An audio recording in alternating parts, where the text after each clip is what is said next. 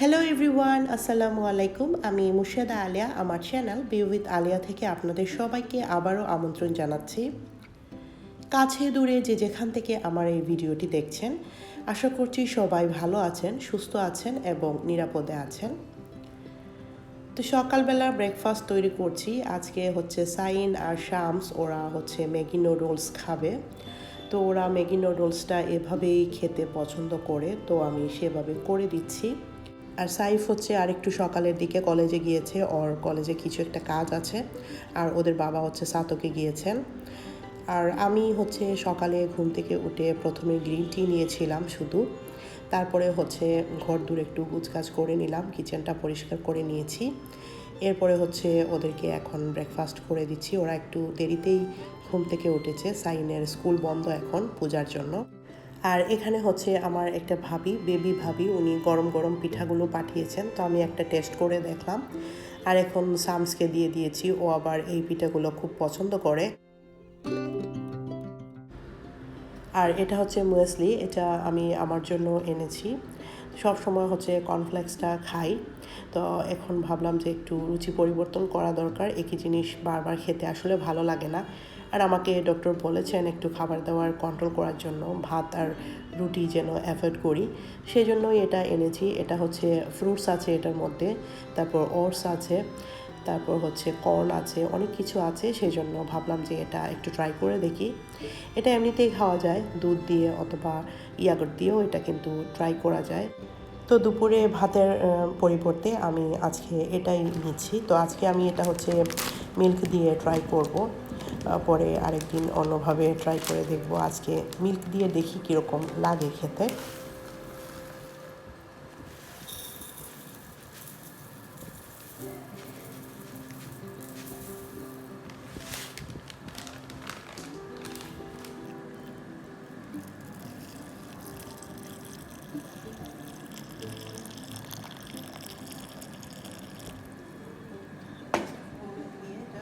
তো এটার সাথে চাইলে ব্যানানা বা আপেল অ্যাড করা যেতে পারে। তো এখানে তো অনেক ড্রাই ফ্রুটস আছে, সেই জন্য আজকে আর অ্যাড করলাম না কোনো কিছুই।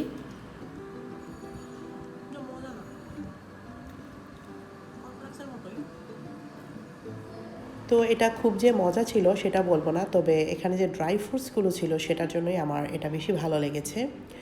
তো যাই হোক, এখন চলে আসছি আমার সেজো চাচার সবজি বাগান দেখতে।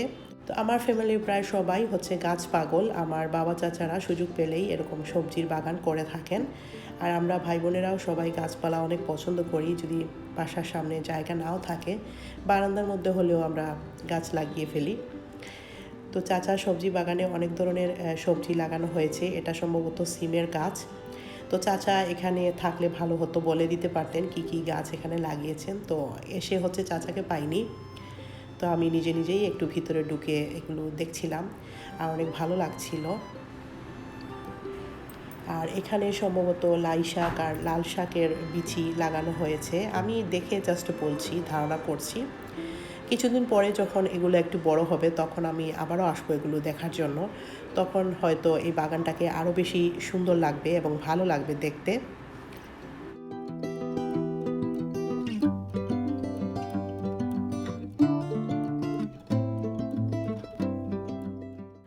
এটা হচ্ছে আমার মেজো চাচার বাসা, আর এই হচ্ছে আমার ভাই, উনি গাছে পানি দিচ্ছেন।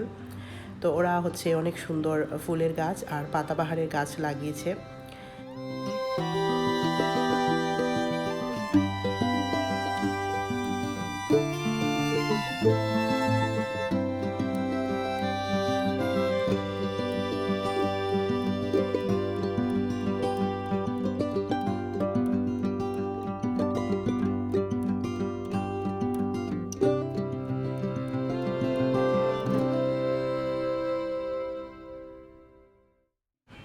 তো অনেক ঘোরাঘুরি হলো, অনেক গাছপালা দেখা হলো, অনেক ভালো লাগলো।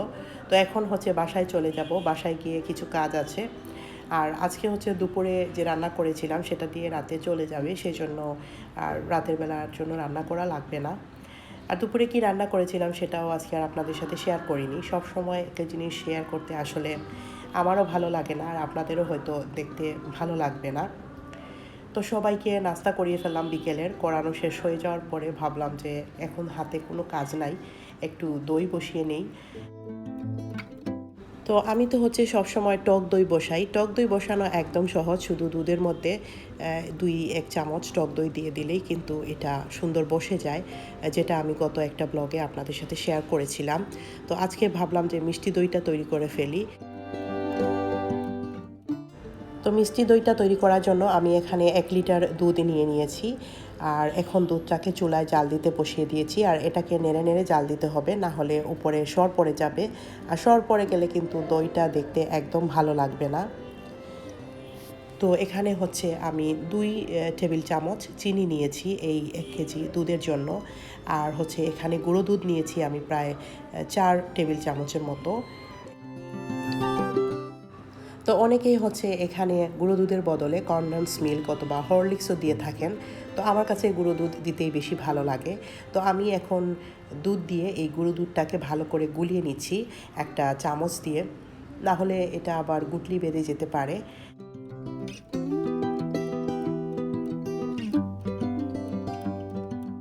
তো এখানে আমি টক দইটা নিয়ে নিচ্ছি প্রায় 4 চা চামচ। এই টক দইটা আমি বাসায় বসিয়েছিলাম, সেই টক দই।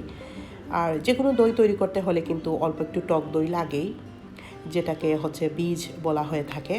তো এখন আমি টক দইটাকে চামচ দিয়ে ভালো করে ফেটিয়ে নেব।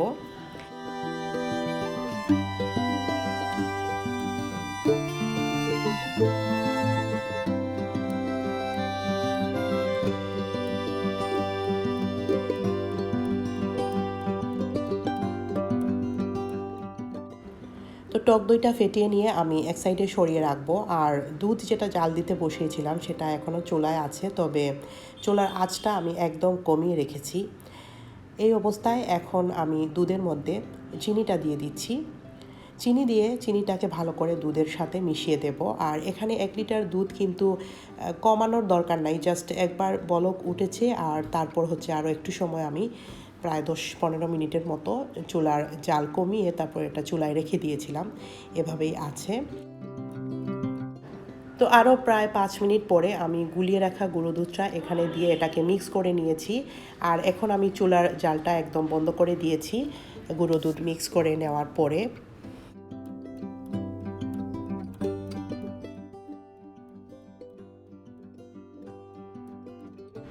তো এখন দুধের হাঁডিটাকে আমি ডাইনিং টেবিলে নিয়ে আসছি। এখানে ফ্যানের নিচে নেড়ে নেড়ে দুধটাকে অল্প ঠান্ডা করে নেব।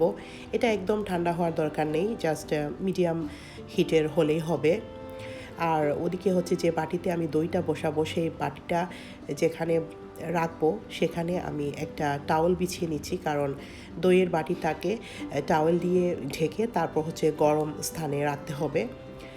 তো এখন আমি যে বাটিতে দই বসাবো সেই বাটিটা টাওয়ালের উপরে দিয়ে দিলাম। আর এখন হচ্ছে যে টক দইটা গুলিয়ে রেখেছিলাম সেই টক দইটা হচ্ছে এই বাটির মধ্যে এখন দিয়ে দেব।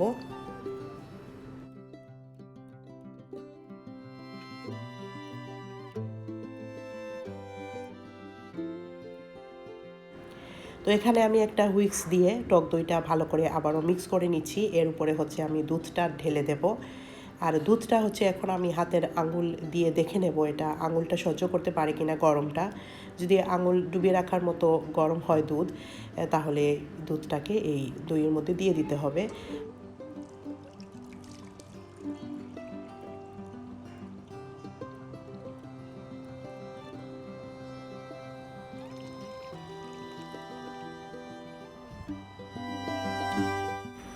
তো এখন দুধটাকে টক দইয়ের সাথে একটা হুইক্স দিয়ে আবারও মিক্স করে নিচ্ছি। এরপরে হচ্ছে এটাকে ঢাকা দিয়ে তারপর এই টাওয়েলটা দিয়ে ভালো করে ঢেকে আমি একটা গরম স্থানে রেখে দেব।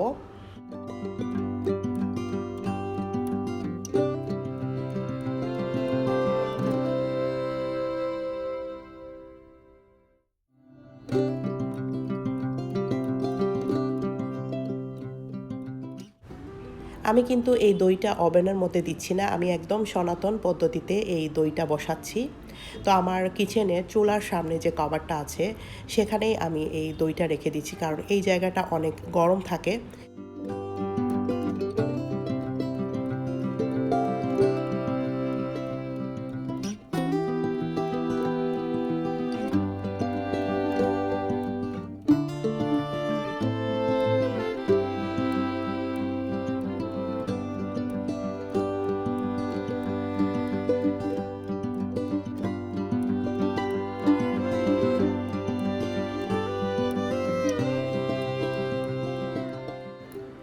রাতের পরে এখন সকাল হয়ে গিয়েছে, আমি দইটাকে এখন বের করে নিয়েছি। সারা রাত এটা ওই কবাটের মধ্যে এভাবে ঢেকে রেখেছিলাম, তো এখন এটা বের করে দেখে নিচ্ছি। দইটা কিন্তু পুরোপুরি বসে গিয়েছে। আর এখানে আমি কোনো কালার ব্যবহার করিনি, আপনারা যদি চান তাহলে একটু রেড ফুড কালারটা দিয়ে দিতে পারেন, তাহলে দইয়ের কালারটা সুন্দর হবে। তো আমার ফ্রুট কালার ছিল না, যে কারণে আমি আজকে আর কোনো কালার ইউজ করিনি, দইটা সাদাই আছে। পরে অবশ্য মনে হয়েছে একটু ফ্রুট কালার দিতে পারলে ভালো হতো। তো এখন আমি এগুলো একটু ভেঙে দেখাচ্ছি একটা বাটিতে নিয়ে। দেখুন অনেক সুন্দর কিন্তু দইটা জমে গিয়েছে, আর আমার অনেক ভালো লাগছিল। আমি প্রথমবার মিষ্টি দইটা ট্রাই করেছি, সেটা সুন্দর জমে গিয়েছে মাশাল্লাহ। তো আজকের ব্লগটা এখানেই আমি শেষ করব। আপনারা সবাই অনেক অনেক ভালো থাকবেন, আমাদের জন্য দোয়া করবেন, আর দেখা হচ্ছে নেক্সট ব্লগে।